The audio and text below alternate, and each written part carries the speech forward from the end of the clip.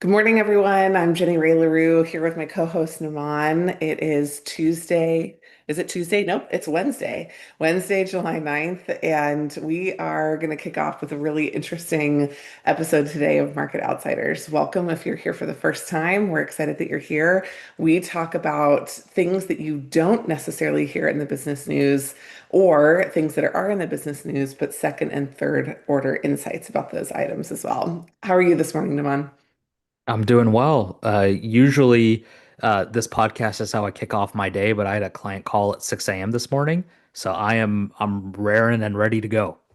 That's what happens when you serve international clients. That's right. Everybody else is ready to go, and it's their night before it's even your morning. So, well, I'm really excited to kick off with you today. Naman, you mentioned in our pre-call that you have a little bit of a business news article that you want to talk through. What do you want to dive into today? I think this sounded interesting to me, so I think we should go for it. Well, it's a slow news week, so it was really difficult to find something to talk about. In all seriousness, though, what caught my attention this morning was Meta's announced investment in an eyewear manufacturer. And so let me pull this up and let's break this down together.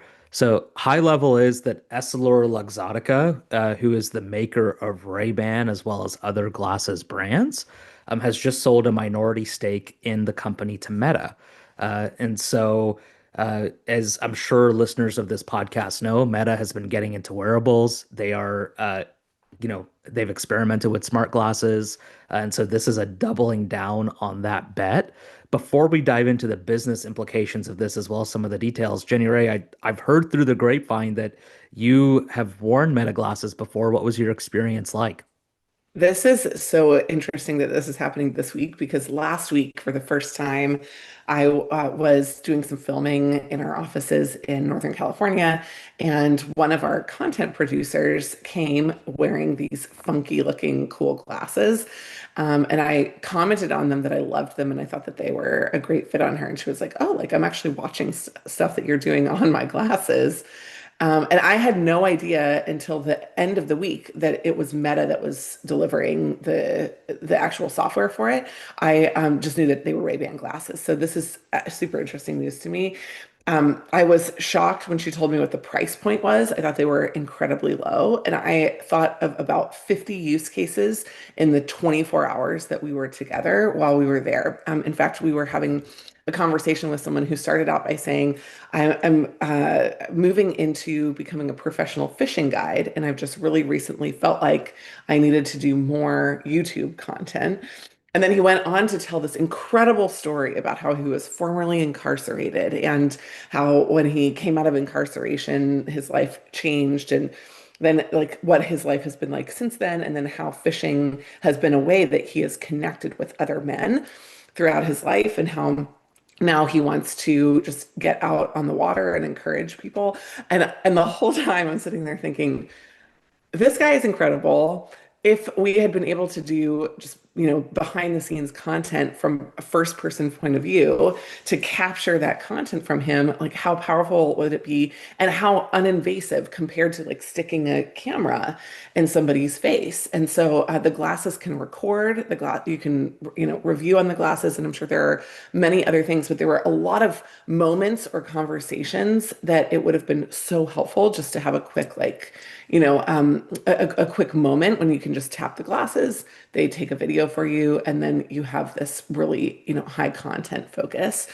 She was also just using them for immediate playback, again, pretty unintrusively because you can hear them, but somebody from the outside has to go really close in order to hear that that's happening. And so I think for somebody like our organization, Nevada, I can imagine a very soon future episode when you and I are using Ray-Bans when we're out in public inside a business talking about the business.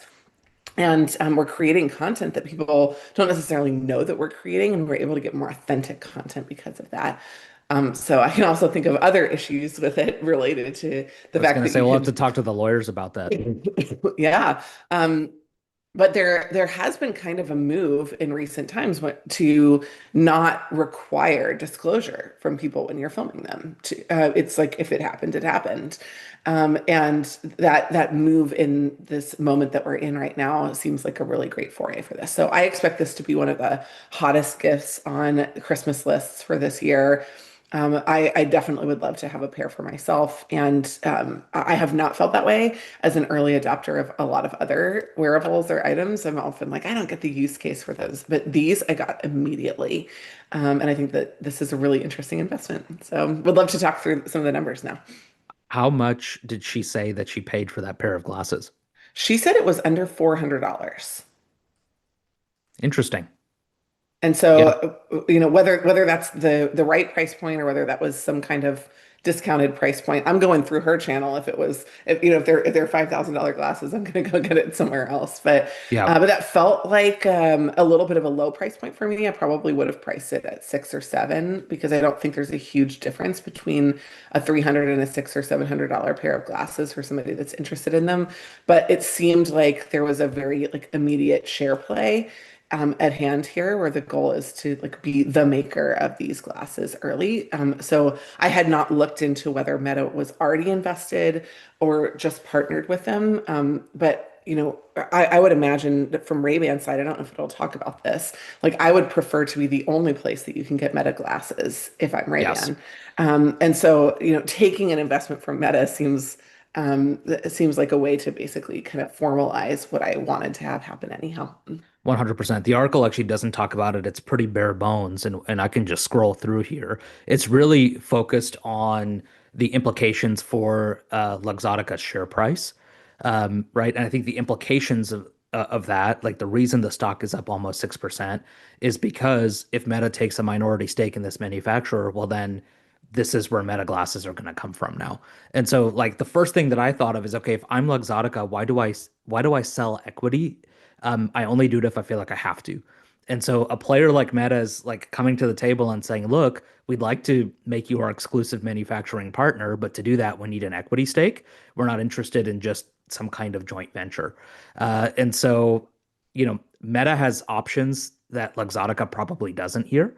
Like this is a once in a generation potential growth opportunity for them, whereas Meta has multiple partners who could, they don't manufacture Ray-Bans, but there are other, what I'll call luxury, eyewear manufacturers out there who'd be interested in a partnership. And so that was the first question that I asked is, okay, why a minority investment instead of another kind of tie-up? And I think that's the answer.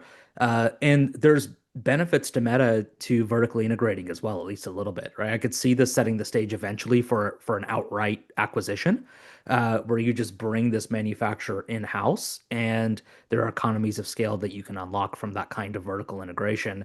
The holy grail to me of this next generation technology is being able to marry hardware with software. And I think we've seen an earlier iteration of that with Apple. You know, they lock you into their hardware, and then the iOS is also like a walled garden. So you're running Apple software on an Apple device. No other, big tech company can make the same claim. You don't run Microsoft software or Meta software on their own devices. They've tried and they failed. And so, look, the smartphone Google ship too, has right? Google Like too, right? yeah.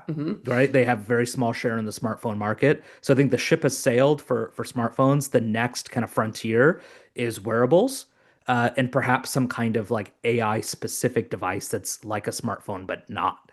And so I think Meta's trying to get ahead on on the wearable side, and kind of leaving the phone business to the other players. That was my big takeaway from reading this news. Well, I think the other piece is that, and you'd have to look at the exact details. The second paragraph here says Meta reportedly bought a stake in EssilorLuxottica worth about 3 billion euros, about $3.51 billion of the current market price, and is considering further investments. So I'm guessing there's someone else. There's a shark in the water because my best bet is that the 5% share, which is often also tied to disclosure in the US market, often comes with a board seat Yeah. specifically. And so I'm a little surprised that Meta didn't pursue a 5% share initially, because they know that this initial news is going to drive the share price up. So they're going to have to pay more for whatever Hmm. that second chunk is. But from Ray-Ban's side, like I'm a little I don't know from the parent company side, it seems like you both want to lock in Meta, but also you might want to play the field a little bit here, Hmm. because if I have the option to have Apple AI on my phones and Meta and Google, like I'm able to drive potentially a different level of sale into my consumer base if I have all of those options. And they're marrying somebody, they're marrying them early, right? And Hmm. Meta's trying to take them off the market, but they're allowing themselves also to be taken off the market. The one piece of this is that like less than 5%. So Meta probably does not have a board seat yet, but almost definitely wants one, because in order to protect this investment, they're going to want to make sure that they have that they have that piece locked down, right? Like they can't just have another eyewear station in every Hmm. Ray-Ban store be Apple glasses, which Apple wouldn't do that, but any of the other players in the space, right? And Google, Microsoft, et cetera. Absolutely. Yeah, that to me was the secondary question is if you're considering expanding your share to 5%, why not just do it now? And that might be something that Luxottica negotiated because they knew the share price was going to pop, I mean, and or they're whoever selling shares the in other tranches. minority shareholders are, Hmm. right? Yeah. Because this most likely size stake did not require board approval yet, and so it's most likely that they bought it from somebody in one chunk or in like a fair chunk inside the market. So I don't know that this would have required board approval at this point. I mean, this literally could have just been Meta going to the open market in order to identify that. So let's talk about now how this ties into Meta's business model. So, I've got a perspective, but I'll throw it to you first if you'd like. You know, why wearables? Why glasses specifically? And how does it tie into what else Meta does? Well, let's make fun of me first, because earlier I said that the that I would be an early adopter buying these in 2025, and now I can see in this almost next They're like to six last years old. paragraph. That feels more right for me, actually. That's probably like my adoption curve moment is right about now. So yeah, we are going to see, I think, expanded adoption this year. That was the first time I'd ever seen, at least that anybody had ever disclosed to me that they were wearing Meta glasses in the flesh. Um, but I think that actually toward the bottom, it talks a little bit about the use cases of it. I don't see any of these being as compelling as the one that I talked about. Actually, like capturing the world around you. This is talking about integrating with the world around you, right? Voice assistant and lets users identify city landmarks, get recipes when looking at ingredients, record and send voice messages. Like to me, I worked in the payment space for a while. And we were like, it will be cool to do payments on a smartphone in 2008, right? And so how long did it take us to have Apple Pay be like fairly ubiquitous? How long did it take us to use tap and pay? Over a decade from there, because there are some use cases that are just not painful enough for people Hmm. to like readopt. So I think that's the first thing that I want to point out, is that like adoption of new technology often doesn't come from need, it comes from pain. And so if I don't have to pull out my credit card and it's very easily integrated, and I can see on there that now it's a single tap on my phone, whereas before it was like enter in your details into a wallet. Like, there was an entire industry integration that had to happen in order to make touch and tap a standard feature inside payments. Going integrated into hardware, right? That was like not, the software didn't exist on the hardware, but the hardware also didn't exist with Ubiquity. You didn't actually have the chips in all of the hardware.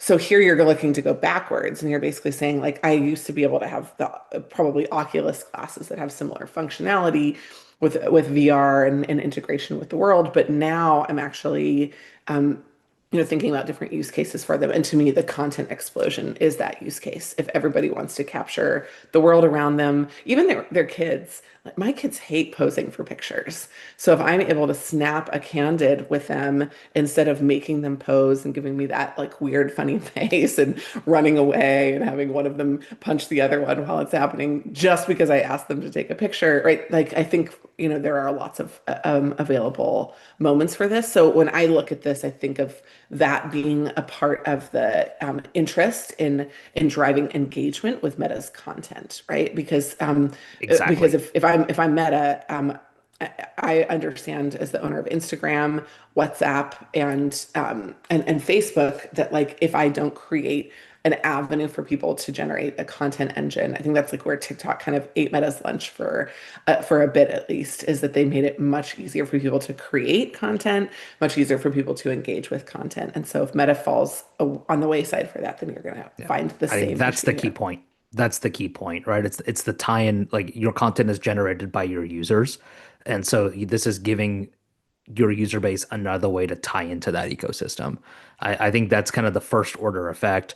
And really, I think there are really three use cases beyond that. One is what they mentioned here, right? There's like it's like a personal assistant on your face. Okay, cool. Like I didn't don't necessarily like really want or need that, but I could Well, see and some kind that of one, utility. Naman, is targeted toward advertisers, right? Exactly. So, like when It's I a think data about my play. customers, I think that Meta for a while has been building this for advertisers. I don't think you get massive adoption because of that, because I wasn't looking for a new way to engage with their advertisers, right? So I think that's like I think that's the pain point that they're solving for that doesn't necessarily Well, drive the adoption that they're yeah, looking and for. you're beating me to my point, right? Is like if I'm gonna start using, Meta as like a personal assistant, then what that's allowing Meta to do is train its models and train its algorithm on like what I like to do off platform in a different way, right? Because now if I'm using the glasses to like look at ingredients at the grocery store and it's giving me recipes, that's now what do you think I'm going to see in my Instagram feed like 2 hours from now, right? And so like I'm able to be targeted in a much more specific way. Like if I'm looking, for example, I don't know, right? If I'm looking at like King Arthur brand flour, right? Because I'm looking to like bake something. Now all of a sudden I could either see an ad from King Arthur or an ad for like another like flour brand, right? Because all of a sudden, oh, like you're not just interested in baking, like you are at the point of purchase. And you are putting your money where your mouth is in terms of like not just being interested in something, but investing in something. And so that kind of like richer layer of data and the ability to target, I think, is really why Meta's going after this voice assistant business. It's not necessarily because it makes your or my life easier. Like this, like the incremental revenue from selling glasses is great, but that's not really how they're monetizing this. And so, but what they need is there needs to be enough utility in the use for me to be willing to share that kind of data. And so, like you don't serve advertisers without serving the end user, but you're right, it's the end user's not really the one who's being monetized. And if you're not paying for something, then you can be sure you are the product. One thing that I would love to point out here is actually an earlier business decision that Meta made. This was early discussions when they rolled out ads in the first place. Because if anybody else is old enough to remember Meta without ads, right? There was a time when it was just user adoption. That was like the main focus of what they were and what the value was. And there was a very early business discussion about whether they would allow a Hulu style decision where you could pay to get out of seeing ads, or you could pay, or you would be delivered the ads, right? So it was like a premium version of the platform. And I would have loved to have been in on those business decisions. But what I have never looked at, Naman, and I think this would be the metric that would matter to me, is like what is the incremental revenue per user that Meta is able to deliver based on its ad revenue. So if you took like the ad revenue divided by the active users, um, I would be curious how much you are valuable to Meta, how much I'm valuable to Meta. And like you said, right, if you have a 300, we'll call it a $300 product, maybe it's four or five, but $300 product, Usually product margins are no higher than 50%. So we'll call it like a, $100 to $150 margin. I can't imagine that Meta's making less than that on me in advertising every year. And so what I'd love to know is just, where those numbers are. But if I think about that early conversation, Meta had to make a decision about whether or not they were going to offer an opted out version of their platform to people, and they decided not to. They decided like and I think part of the reason would have been that some of the most valuable customers to the advertisers would have been the ones that excluded Yes. themselves from the Yes. platform, right? Because the, And the most so valuable most valuable customers to advertisers are the ones who have disposable income. And those are exactly the kind of people who will pay to opt out of ads. exactly. And so anyhow, I don't know if it was as linear as that. I'm hoping there were a few more numbers Yeah. involved than the conversation that we just had about it. But when you think about that, like the real question is, what is the value of having a content army out there, not just that you can advertise to, but also, like you mentioned, right? You're not just feeding the algorithm on a one-to-one basis, you're feeding it on a one to thousands basis. Exactly. Well, and now this is just another platform for you to serve some of that sponsored content, some of that advertising. Like it's going to be, if I ask the assistant in my glasses something, the first response could be a sponsored response. There's like monetization that can happen on the physical device as well as now feeding the flywheel of the existing content machine. And so I think that's how it plays into the business model. I just wanted to say quickly, I think the longer term implications of this is that I could see what Meta getting into health one day because I don't know if the technology's there yet, but like to me, like one of the values of smart glasses could be if they're tied into some kind of hearing aid, right? So there's like one device that kind of wraps around your ear, and now like the glasses like help you interpret like what someone's saying to you, and like what you're seeing works in concert with what you're hearing. Like I don't think we're there yet, but that to me is like something I'm thinking about 5, 10, 20 years down the road if I'm Meta is like can I like capture a slice not just of like wearables that are like cool and technologically advanced and just like they're extra, but can I capture a slice of like medical device sales? That's where I'd be thinking about going over the next couple decades. When you said that, I imagined actually what feels like a futuristic use case that is closer than ever before. When I traveled around the world for the first time, I didn't have a digital camera. I mean, I used literal film. So I didn't have a smartphone, a digital camera. We did have the internet, but I would log in at internet cafes in order to check my email. And now I'm thinking about this and I'm imagining like what's a pain point that you have when you travel. It's not actually looking up a route to go somewhere. It's communication, right? Hmm. So if It's you translation. the hearing aid is a great proxy for also like what you would experience if you were in Croatia. Your ability to interpret the world outside of you, it would make it so that it would be much harder for people to have rude conversations behind your back when you're traveling because you would be able to actually see what they're saying. But that is a pain point. It's made a lot easier now by the ability to use something like Google Translate when you're traveling. But because these algorithms are fed on every language in the world, yeah, their ability to actually translate real time for you would be a really powerful component. Because so far, I haven't thought of a lot of ways when I would use the playback of the Meta glasses, right? To me, it seems more like something where I would want to use it as another lens out into the world that's a little bit less intrusive. But I do think that there are opportunities to think through language processing and specifically translation. So when you brought up the hearing aid, I thought, oh, that's another use case that I hadn't thought of before.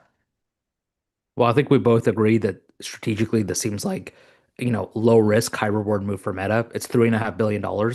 You look at Meta's balance sheet and they've got, tens of billions on the balance sheet, cash on hand. And so, 3.5 billion here to take a minority stake in Luxottica seems like low risk, high reward. And we're gonna keep following the story to see how it plays out. If you have used these glasses, tell us everything. If you haven't used them yet, but you would be interested, we'd also love to know why and what use cases maybe we didn't cover on the pod. And if you have other new tech so you can help us be actual early adopters that you're using right now, we'd love to hear about that as well. Thanks so much for joining